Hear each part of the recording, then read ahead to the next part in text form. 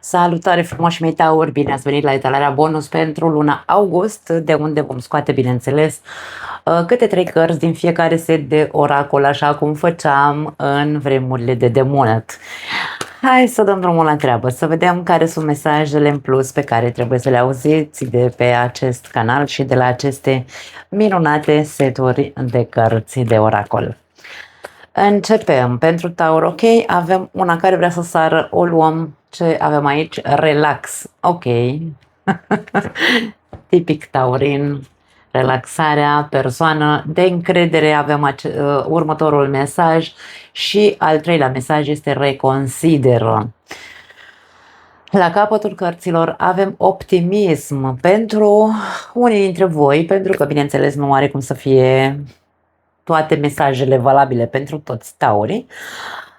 Avem mesaje de încredere într-un fel sau altul, să încercați să fiți un pic mai optimiști, un pic mai relaxați în legătură cu o persoană de pe lângă voi, care este o persoană de încredere sau cel puțin în principiu pare că este de încredere. Spun în principiu pentru că deocamdată suntem la începutul etalării, nu am mai multe detalii. Însă ți se spune, relaxează-te, fii cumva încrezător, acest optimism nu vorbește despre cai verzi pe pereți, ci pur și simplu această stare de încredere. Fii și tu un pic mai încrezător pentru că pare că ești înconjurat de cel puțin o persoană de încredere pe lângă tine. Mesajul de reconsiderare are de văzut cu a încerca să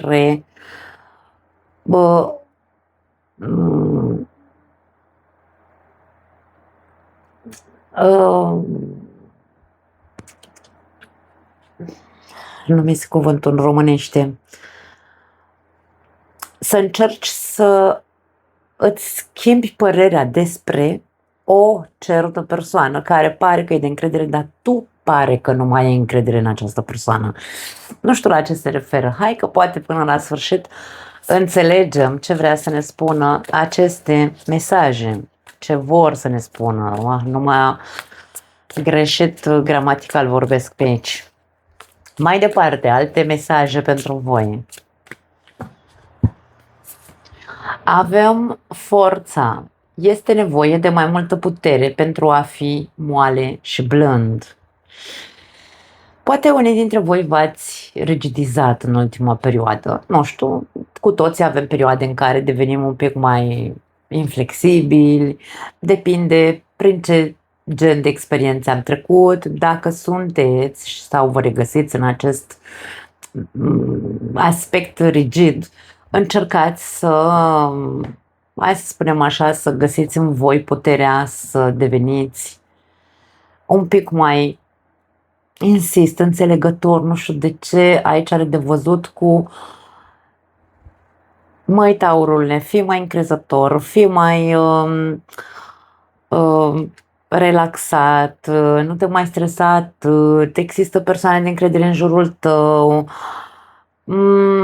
fă și tu ceva, depune și tu un efort pentru a reînțelege oamenii cu care ești înconjurat. Avem luna. Este esențial să-ți acorzi timp pentru autoreflecție profundă, această reconsiderare. Taurul probabil că are nevoie să stea o perioadă cu el, dar nu vorbim despre izolare, nu vorbim despre a fugi de lume, ci pur și simplu încearcă să stai cu tine ca să revizuiești ceva din trecut, experiențele din trecut pe care le-ai avut. Luna întotdeauna ne duce cu gândul la trecut, da? Ce s-a întâmplat în această viață pe care ai trăit-o până acum în prezent, ca experiențe urâte care te-au făcut să ai o părere rigidă despre oameni, despre viață în general, despre iubire, nu știu, unde știi tu că ai acea rigiditate, da? Și avem 8 de monede. Acest mesaj a ieșit și la berbec. Nu știu dacă aveți de-a face cu un berbec. Dacă este așa, ascultați și etalarea berbecului. Optul de monede spune așa: îmi pare rău, dar nu va veni nimeni să facă treaba pentru tine. Optul de monede este cartea eforturilor. Oricât de greu ne este să înțelegem, în viața noastră nu se va schimba nimic dacă noi nu depunem eforturile necesare să aibă loc niște schimbări sau să se întâmple niște schimbări. Sunt foarte multe fraze din astea faimoase care spun schimbarea începe cu tine, nu știu, tot felul de fraze spiritualicești pe care cu toții le-am auzit cândva în această viață. Este adevărat, dar nu la nivelul acesta spiritualicesc. Eu sunt o persoană cu picioarele pe pământ sau îmi place să cred că sunt o persoană realistă și consider că nu trebuie să ajungem să luăm mot-a-mot frazele și să le așezăm în viața noastră, ci pur și simplu să încercăm să practicăm. Da? 8 monede e o carte a practicii până ne perfecționăm. Aici avem această fotografie cu această persoană care are pe masă diferite, nu știu, chestiuțe pe care vrea să le repare, are un ciocan în mână și asta ne arată eforturile pe care le face această persoană încet, încet, până când va reuși să repare aceste jucării. Par jucării aici, da? Are niște căsuțe, nu știu, niște chestiuțe pe care încearcă să le repare. Așadar, totul ține de noi. Dacă noi reușim să ne schimbăm, da? Să reconsiderăm ideile, părerile pe care le avem despre persoanele care par că sunt de încredere și de multe ori frânele și rigiditatea din noi ne spune e prea frumos să fie adevărat, nu știu, e prea amabilă persoana asta, cu siguranță vrea ceva de la mine, avem tot timpul expresii de genul ăsta. Și aici vorba despre, ok, încearcă să reconsider toate aceste fraze pe care s-au instalat în creierul tău, da, și care te mențin într-o zonă de non-acțiune, vreau să spun. De ce? Pentru că primul mesaj este relax. Când apare cuvântul relax, știm, uite aici, ursul ăsta e trântit așa pe o rocă, pe o stâncă, ca și cum lăsați-mă în pace, că nu mai îmi trebuie altceva. Mie îmi place să spun acestui card, dormitul în papuci. E foarte ușor și e cel mai simplu sau e cel mai ușor să alegem asta, să stăm și să zicem nu mai îmi trebuie, nu mai vreau să fac eforturi, nu mă mai interesează și așa. Aici este despre asta.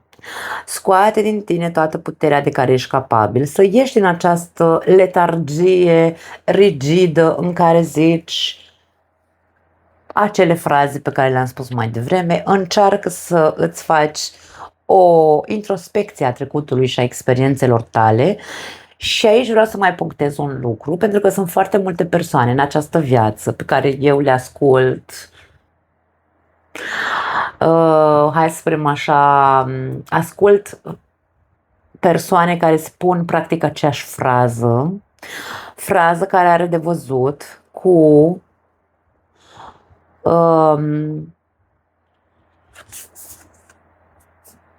nu mai îmi trebuie.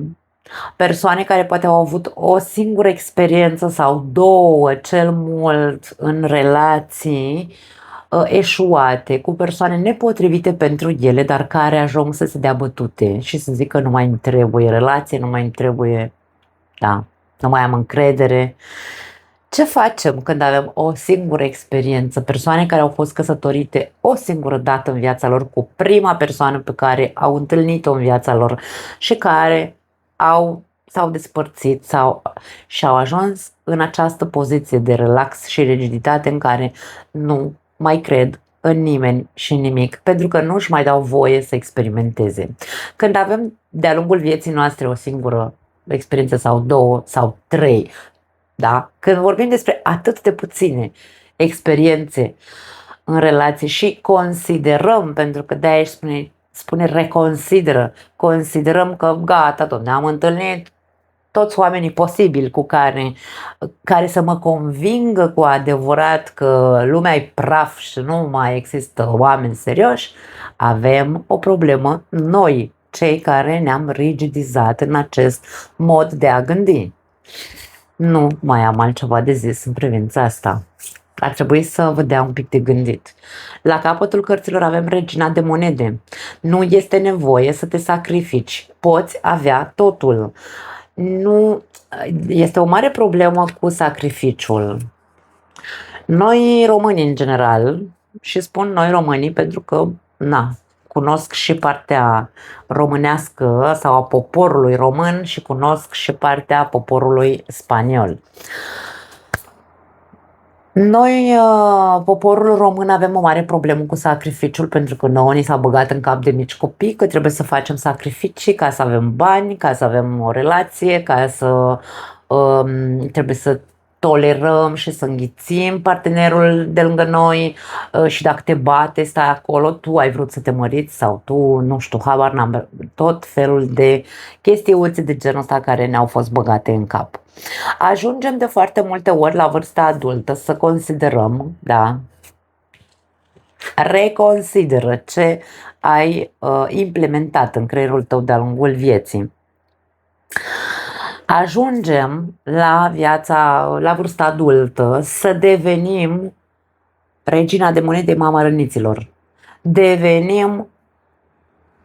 Femeile devin mame și bărbații nu devin decât provideri. Ei nu mai știu să mai facă altceva decât să se ducă la muncă și să se întoarcă acasă și consideră că acea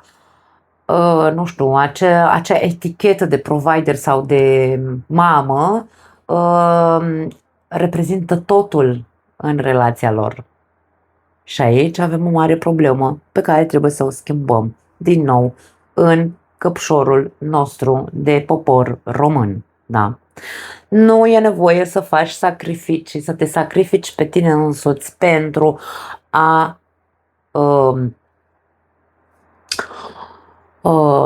pentru a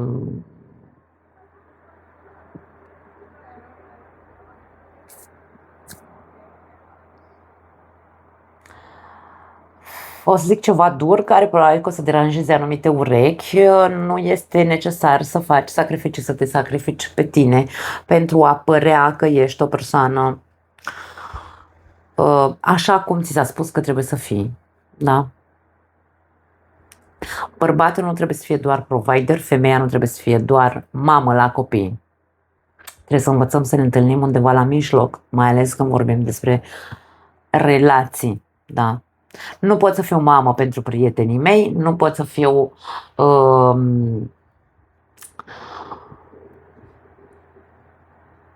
mamă pentru soțul meu, trebuie să fiu mamă doar pentru copilul meu.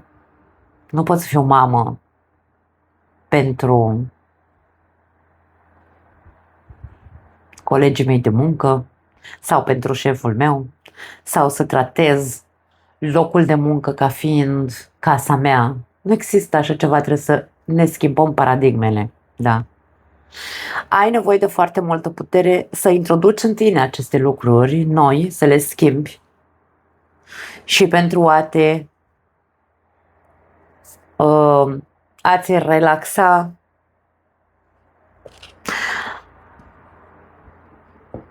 această rigiditate. A învăța să fii tu mai relaxat, să iei lucrurile cu mai multă suavitate, nu cred că există în românește. Da? Mai multă, nu știu, mai ușor, ia-le mai ușor, nu le mai lua atât de personal, ca și cum totul este despre criteriile pe care tu le ai în capul tău. De-aia trebuie să-ți faci timp pentru tine, să-ți faci aici o autoreflecție destul de profundă a tuturor evenimentelor din viața ta care au ajuns să te rigidizeze atât de tare.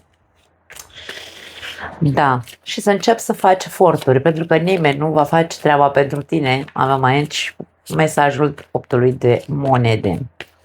Hai să vedem îngerii iubirii ce au de spus, ce au să vă transmită.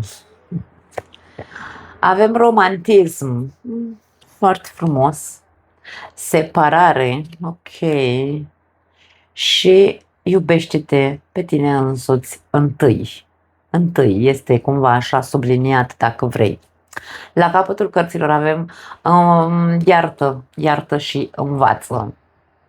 Iartă și învață este foarte complicat de creierașul nostru să înțelegem ce înseamnă. Iartă nu se referă la iartă-l, Doamne, că n-a știut ce a făcut. Nu se referă la iert ca să mă vadă ceilalți că sunt o persoană minunată. Nu. Iartă și învață înseamnă eliberează-te și extrage o învățătură din experiența prin care ai trăit, prin care ai trecut, pardon, sau experiențele pe care le-ai trăit. Dacă aveți o relație, indiferent ce s-a întâmplat în relația voastră, luna aici ne poate arăta anumite indicii care pot vorbi despre secrete, despre ascunzișuri, despre frici, despre lucruri de genul ăsta, da? Jumătăți de adevăr ne poate vorbi luna. Avem mesajul separării. Acum, a ne separa nu neapărat, pardon, mesajul separării nu neapărat face referință la faptul că vă veți despărți. Poate vorbi despre o perioadă la distanță de partenerul de viață. Aici avem un submesaj care spune așa: se anunță o perioadă departe de partenerul tău de viață. Ori că el pleacă cu munca, ori că, nu știu, habar n-am dacă va veni nebunia asta și vouă ca la spanioli cu plecatul în vacanță, eu plec cu prietenele mele și el pleacă cu prietenii în vacanță. E treaba voastră, eu acolo nu mă bag, e viața voastră personală. Eu nu sunt deloc de acord cu aceste lucruri, dar aici vorbim despre o certă distanță și chiar dacă nu e o distanță fizică, că plecați unul departe de celălalt, putem să vorbim despre o distanță emoțională. Ceva s-a instalat în relația voastră care are de văzut probabil cu aceste minciunele sau jumătăți de adevăruri, evenimente urâte, anumite perioade sufocante. Luna ne poate vorbi și despre un soi de sufocare, nu mai suport o anumită situație legată de cine? De această persoană de încredere. De-aia am spus și la începutul etalării, mă abțin deocamdată, nu pot să spun că în totalitate ne poate zice că această persoană 100% este de încredere. Însă, acum, pentru cei care aveți o relație, nu neapărat mă refer la tauri. Putem să vorbim despre partenerii taurului. Se pot schimba rolurile. Ideea este că dacă ar fi să vorbim despre o separare sau o distanțare emoțională, are de văzut cu ceva ce s-a întâmplat în trecutul vostru. Voi știți prin ce ați trecut în relația voastră. Ideea este că aveți nevoie să reconsiderați acele evenimente, de ce s-a întâmplat, când a început, cum ați ajuns în să trăiți acele evenimente, pentru că aici avem mesajul iubește-te pe tine întâi. Respectându-te pe tine însuți, vei deveni din ce în ce mai atractiv. Asta spune acest submesaj. Când înțelegem, așa cum am și la berbec, cea mai importantă persoană din viața mea sunt eu. Nu ca să mă umflu eu, să-mi umflu ego-ul ca să ajung la un comportament narcisic sau inclusiv să devin narcisistă. Nu e despre asta iubirea de sine. Iubirea, respectul, eu când mă uit la mine și respectul pentru mine ce înseamnă? Respectul de sine mă refer. Pentru mine respectul de sine înseamnă știu ce vreau, știu ce pot să ofer și știu ce merit. Dacă nu am aceste trei, nu știu, numiți-le cum vreți voi, criterii, nu le-am bine implementate în capul meu și ajung să trăiesc, aleg să trăiesc lângă o persoană care nu mă respectă, nu ține cont de ceea ce eu îmi doresc sau nu-mi place nu mi-ar plăcea în viața mea și nu se implică, nu am, practic, e ca și cum îmi invalidez propriile mele, nu știu, criterii, valori sau, nu știu, numiți-le cum vreți voi. Învățați să vă faceți, hai să zicem așa, această mică listă cu 3 lucruri foarte importante pentru voi, pe care să nu o încălcați niciodată, pentru că dacă o încălcați, este egal cu lipsa respectului de sine, adică cu lipsa iubirii de sine. Cred că s-a înțeles ce vreau să zic, da? Deci, unii dintre voi aveți nevoie să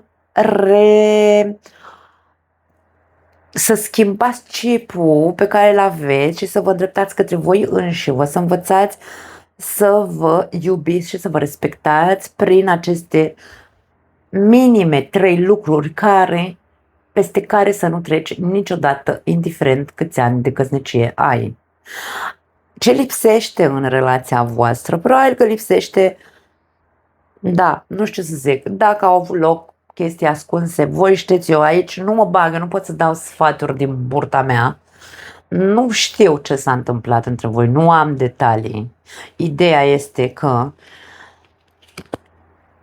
romantismul ăsta nu are de văzut neapărat trebuie să fim mai romantici, gen greață din aia pe care o vedem în filmele turcești. Eu nu văd telenovele de când aveam, cred că vreo 20 de ani. Atunci vedeam și o telenovele când eram copil, Flower Power.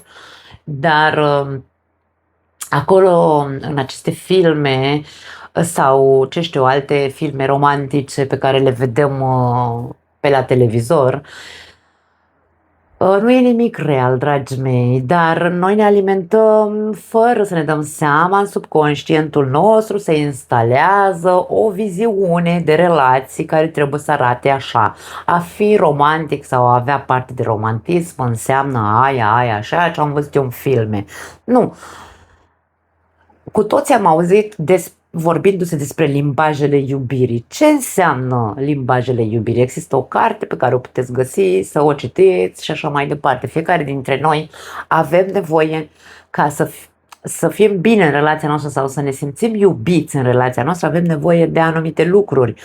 În funcție de care este limbajul, sună foarte poetic și ciudat, dar în funcție de care este limbajul nostru a iubirii, noi ne vom simți iubiți în relația noastră. Pentru mine e foarte important comunicarea, vorbitul. Dacă am o problemă în relația mea, eu nu pot să dorm dacă nu discut sau dacă îl văd pe al meu că stă așa relaxat dormind în papuci, mă apucă spumele și fac o mare dramă, pentru că eu nu pot să trăiesc în acea liniște rutinară în care nu se spune nimic, în care nu există nimic și toată lumea doarme și e liniște și pace. Nu, eu nu pot. Deci nu pot.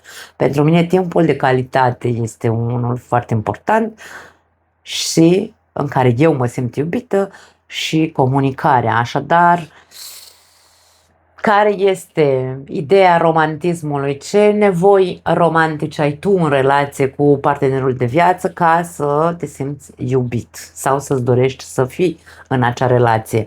Pentru că avem aici iartă și învață. Ce trebuie să eliberezi tu din tine, din ce s-a întâmplat între voi doi?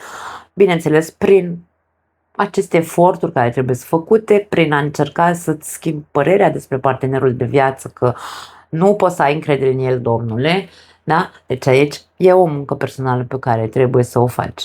Eliberându-te de trecut, vei trăi mult mai multă iubire în momentul prezent. Cei care încercați să vă agățați, pentru că Luna ne poate vorbi despre acest aspect. Avem o persoană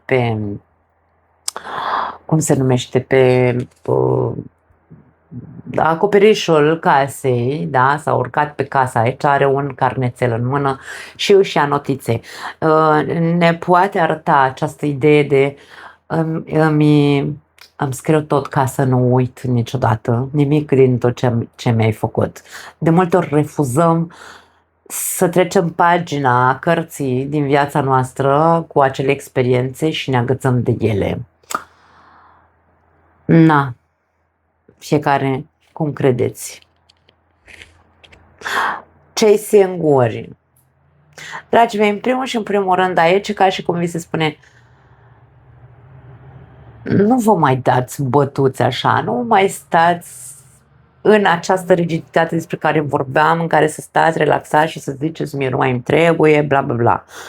Romantismul aici ne poate vorbi despre o persoană care poate apărea pentru unii dintre voi în viața voastră, o persoană în care puteți avea încredere, dar căreia voi nu-i dați votul de încredere. Voi sunteți cei care ziceți e prea frumos să fie adevărat sau e prea amabilă persoana asta ca să cred că n-ar avea și alte interese. Ce alte interese poate să aibă la tine decât să te bage în pat, indiferent că e femeie sau bărbat, sau mă rog, poate bărbații vă gândiți că e interesată de partea mea materială. Ei bine, schimbă cepul, că dacă ea nu are cum să intre în contul tău bancar, nu poate să intre în habar n-am, în buzunarele tale, să-ți scoată banii și să-ți mănânce banii dacă tu nu deschizi pumnii să dai banii.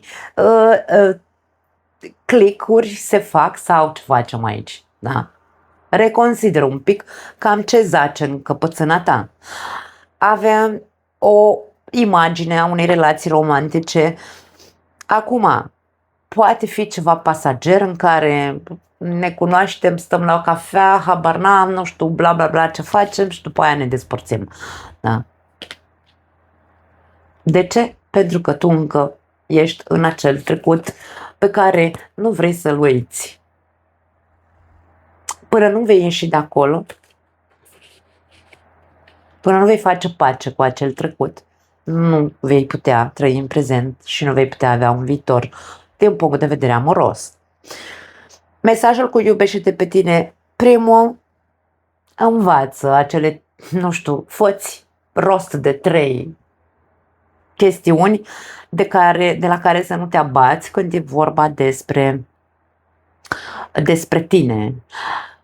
Faimoasele red flag și green flag pe care fiecare dintre noi le tot auzim pe YouTube-uri, da? Nu pot să spun altceva. Iartă odată, eliberează-te odată de trecutul ăla, pentru că intră persoane sănătoase în viața ta și tu nu ești pregătit să le primești. Nu te deschizi către a avea ceva și atenție, nu doar că nu te deschizi, că poate unii dintre voi vă deschideți, dar vă deschideți cu mentalitatea aia rigidă de acum 250.000 de ani. Treziți-vă, nu mai stați așa de relaxați, da? Că aici poate fi vorba despre o altă chestie. Sunt relaxat, domne, pentru că eu sunt un taur de încredere, da? Ăia la alții să se schimbe după cum sunt eu, să fie ei cei care să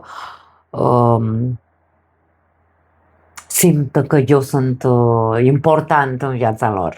Atenție, într-o relație vorbim despre reciprocitate. Cine nu știe ce înseamnă reciprocitate, să caute. Adică ce ție nu-ți place, altuia nu face, în cuvinte românești, și dacă vrei ceva, trebuie să dai și tu ceva în schimb. Cam aia este așa, pe șleau. Hai să vedem mai departe.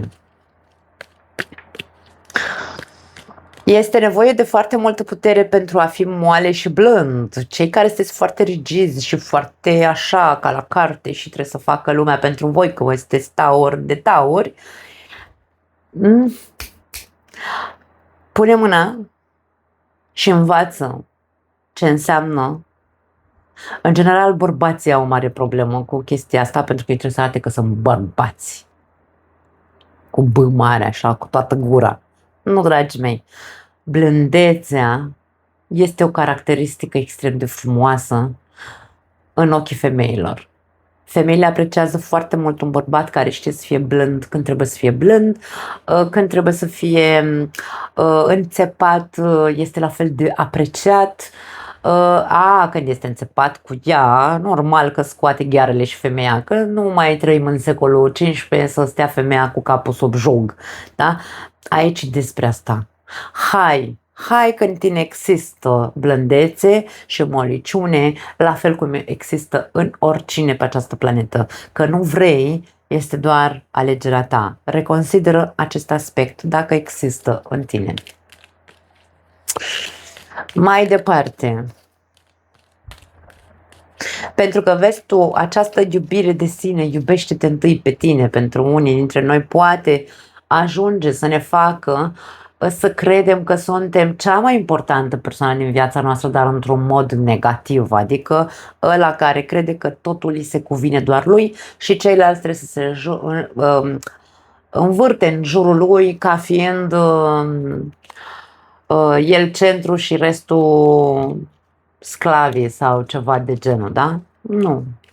Și mai ales în relații. În relații trebuie să oferim ceea ce primim. În aceeași măsură, cu aceeași, cum se spunea, cu aceeași măsură se zicea și în Biblie, nu mai știu dacă era ceva de genul. Avem vești, mesaje și vești pentru unii dintre voi. Uite, poate aici deja sunt mesaje pentru voi care vă pot face clicuri. Avem leul, forță și succes. E ca și cum vei putea, avem cartea forței aici în această etalare, da? Se întărește ideea de putere. Și avem oceanul care vorbește despre distanțe și călătorii. Da, poate aici avem doar confirmări la ceea ce am vorbit până acum. La capătul cărților avem ușa, poarta, care vorbește despre casă și despre oportunități. Este o perioadă cu oportunități pentru voi, e ca și cum doar trebuie să deschizi ușa vieții tale, să intri pe ea și să nu mai dormi în papuci. Da, îmi pare rău că folosesc această expresie la tauri, dar știți că eu ce simt, ce cuvinte îmi vin, alea le spun, pentru că pot avea o însemnătate, chiar dacă unii dintre voi v-ați dori așa să-mi aruncați niște săgeți, dacă s-ar putea, și să mă schinjuiți. Da, mai departe. Avem leuaica, deci aici e vorba despre leu. Băi, oameni buni, unii dintre voi aveți ascendent leu, ce faceți aici? Sunteți fiertare, nu? Sunteți doi așa duri. Ți-ai câștigat toate, ți-ai câștigat poziția într-un fel sau altul. Ni se spune aici. Știm foarte bine că leuaica este liderul din această turmă de lei, nu e leul. Leuaica este cea care conduce, ea este cea care merge la vânătoare, ea este cea care alimentează turma, sau nu știu cum să o numesc, haita, aici se zice manada, în românește nu știu cum se zice, am uitat. Aici avem o persoană relaxată, ca și cum, doamne, ți-ai făcut treaba, relaxează-te. Avem acest mesaj de relax. Ideea este că fiecare dintre noi avem puterea să facem lucrurile în felul nostru, bineînțeles. Dar la fel de mult, foarte mulți dintre noi nu alegem niciodată să ajungem până într-atât încât să zicem, băi, gata, am terminat pe ziua de azi. Nu că am terminat toată treaba pe care o aveam de făcut, că poate n-am terminat-o pe toată. Asta nu înseamnă că trebuie să stau până la 12, noaptea 1, noaptea să termin, pentru că nu se poate, domne. Nu trece ziua, stă timpul pe loc și nu mai ajungem la ziua de mâine pentru că n-am terminat tot ce aveam eu pe lista de făcut astăzi. Nu, aici este o chestiune de relaxare. Când vei învăța să pui punct și să zici, ok, pe ziua de azi am terminat treaba, acum mă duc și eu să mă relaxez. Această persoană și-a câștigat dreptul la relaxare. Tu îți dai voie să ai dreptul la relaxare? Sau ai prea multă relaxare și nu depui alte eforturi în viața ta. Nu știu, poate fi și una și alta, depinde pentru fiecare dintre voi care e treaba. Avem cel care fuge. Întoarce-te către tine.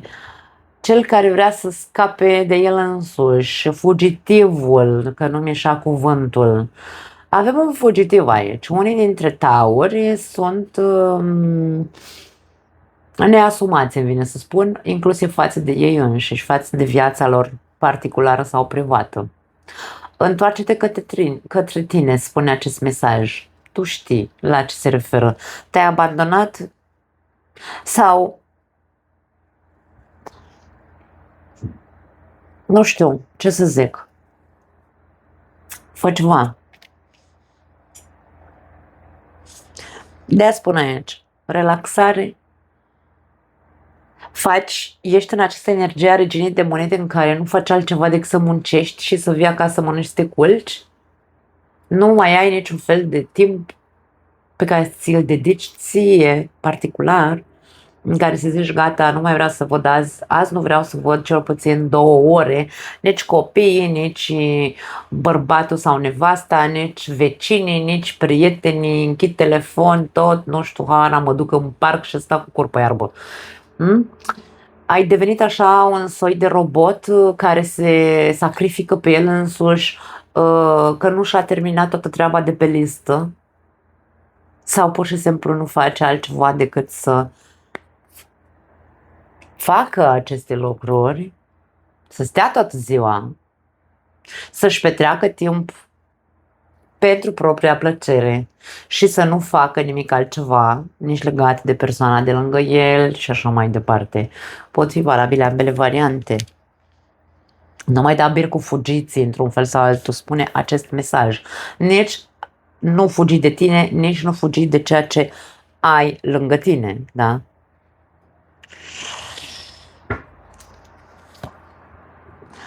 Avem fă-o pentru tine, deci tot ceea ce eforturile pe care practic aceste cărți încearcă să te facă să vezi că trebuie să le faci,